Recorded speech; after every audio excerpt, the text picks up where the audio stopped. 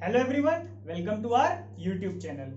तो जो आज हम लोग डिस्कस करने वाले हैं, कि हमारे पास आज से 5 मंथ्स बचे हैं केवल और केवल जैम के एग्जामिनेशन के लिए। ऑफिशियल पोस्टर आईएससी ने अपनी साइट पर डाल दिया है, तो वो भी डाउट खत्म हो गया। स्टूडेंट्स बहुत डाउट में थे एग्जाम होगा नहीं होगा। जी हो रहा है, इस बार भी एग्जाम होना ही होना है, तो प्रिपरेशन तो करनी ही करनी है, जो भी डेट्स आ चुकी है उसके अकॉर्डिंग। ठीक है, तो कितना टाइम है हमारे पास? 5 मंथ्स। तो 5 मंथ्स में अगर हम आज से अपनी स्ट्रेटजी स्टार्ट करते हैं, अगर आज से हम प्रिपरेशन स्टार्ट कर रहे हैं, तो हमारी अगले 5 मंथ्स के लिए स्ट्रेटजी क्या होनी चाहिए जिससे हम जैम 2021 में एक अच्छा स्कोर कर पाए। ठीक है, तो उसी के बेस पर आज मैं ये वीडियो बनाने जा रहा हूं। अगर आप हमारे चैनल पर नए हैं, आप हमारी वीडियो को पहली बार देख रहे हैं, तो प्लीज हमारे चैनल को सब्सक्राइब करें, लाइक करें और ज्यादा से ज्यादा शेयर करें, जिससे कि हमारे चैनल की जितने भी वीडियोस हैं वो आप लोगों तक पहुंच पाए। ठीक है, तो सबसे पहली एक बात होती है कि आप लोग का सबका बैकग्राउंड अलग अलग है। मेरा अलग है, आप अलग यूनिवर्सिटी से है, कोई अलग यूनिवर्सिटी से। तो सबसे पहले आपको यह जानना चाहिए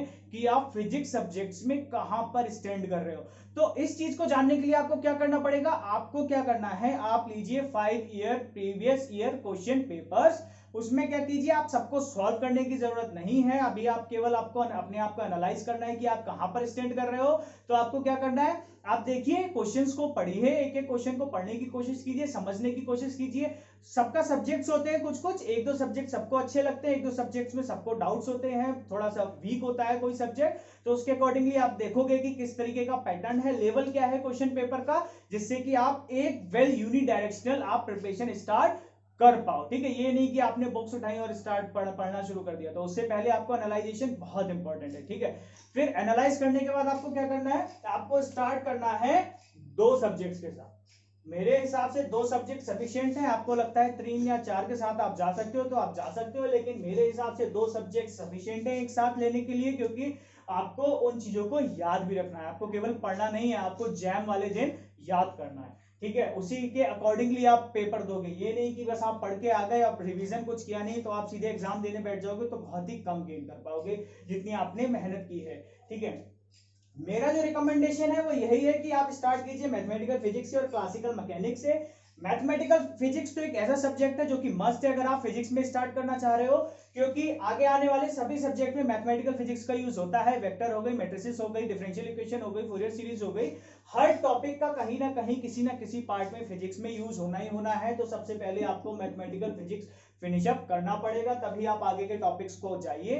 ठीक है, मैं रिकमेंड करता हूं second subject with the mathematical physics is classical mechanics, क्योंकि क्लासिकल मैकेनिक्स एक बहुत ही कॉन्सेप्चुअल सब्जेक्ट है। इसको आप कवर अप कर लोगे तो बहुत ही हल्का फील होता है एक बार क्लासिकल मैकेनिक्स और ईएमटी खत्म हो जाती है तो, क्योंकि ये बहुत ही लेंथी सब्जेक्ट्स हैं। क्योंकि मैं ये चाहता हूं कि जितना भी मेजर पोर्शन है जैम का, क्योंकि ये वेटेज बहुत रखते हैं, वेटेज इनका और इनका लगभग इक्वल है, क्लासिकल मैकेनिक्स और ईएमटी का वेटेज जो ज्यादा है, फिर आप इनको ज्यादा समय भी देना पड़ता है, क्योंकि ये बहुत ही ज्यादा लेंथी सब्जेक्ट्स हैं। तो मेरा रिकमेंडेशन यही है कि आप स्टार्टिंग में जो 3 सब्जेक्ट्स हैं वो mathematical physics, classical mechanics, EMT रखिए।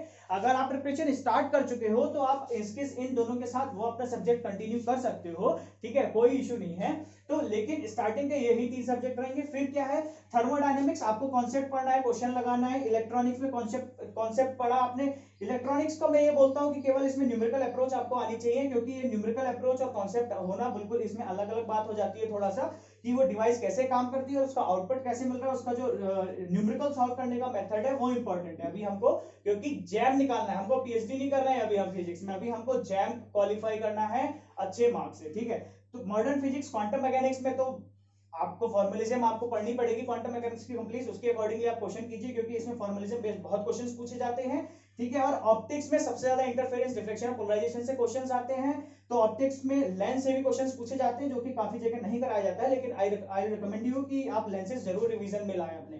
ठीक है, वेव्स एंड ऑसिलेशन का जो मेजर पोर्शन है वो आप क्लासिकल मैकेनिक्स में कवर अप कर लेते हो, तो आप इसको लाइटली ले सकते हो। ठीक है, तो ये तो हमारा हो गया स्ट्रेटेजी कि आप किस तरीके से सब्जेक्ट वाइज अपना करोगे। आपने जैसे मैथमेटिकल खत्म हो गया तो आप इसके साथ कोई भी एक हल्का सब्जेक्ट लगा लिया, लाइक इलेक्ट्रॉनिक्स लगा लिया न्यूमेरिकल अप्रोच के लिए।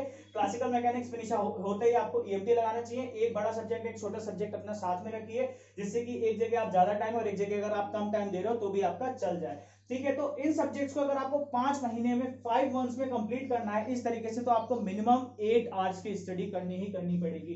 मिनिमम 8 आवर्स की स्टडी आपको डेली करनी पड़ेगी। टाइम को आपको डिवाइड करना पड़ेगा कि मैं इतने टाइम एक सब्जेक्ट करूंगा, इतने टाइम दूसरा सब्जेक्ट करूंगा, ठीक है।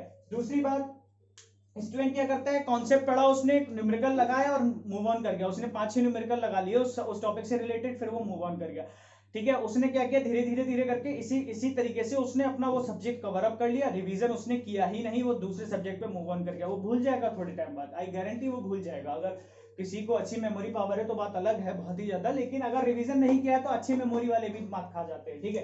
तो रिवीजन को आपको समय देना ही देना पड़ेगा कि मैंने जैसे चार टॉपिक कवर कर लिए मैथमेटिकल फिजिक्स के, तो मैं पहले 4 टॉपिक्स का रिवीजन करूंगा, फिर उसके बाद आगे बढ़ूंगा। या दूसरा तरीका ये होता है कि जब आप अगले दिन जब पढ़ने बैठ रहे हो मैथमेटिकल फिजिक्स को, तो आपने पहले क्या क्या पढ़ चुके हैं, तो एक बार फॉर्मुलिज्म उसका रिवाइज कर लिए, फिर हम आगे की तरफ बढ़े। एक ये सबसे बेस्ट तरीका होता है, इससे डेली रिवीजन में भी रहती हैं चीजें और उनको आप अप्लाई करने में भी ज्यादा दिक्कत नहीं आती है। तो और जो सबसे इंपॉर्टेंट बात है, जैम क्रैक करने के लिए, जैम क्वालिफाई करने के लिए आपको सबसे ज्यादा प्रीवियस ईयर का आई रिकमेंड की कोई भी एक भी क्वेश्चन पेपर आप छोड़ के मत जाइए, एक का एक क्वेश्चन को सॉल्व कीजिए जितना ज्यादा से ज्यादा हो सके, क्योंकि जैम का जो पैटर्न है वो ऑलमोस्ट हमेशा सेम ही रहता है।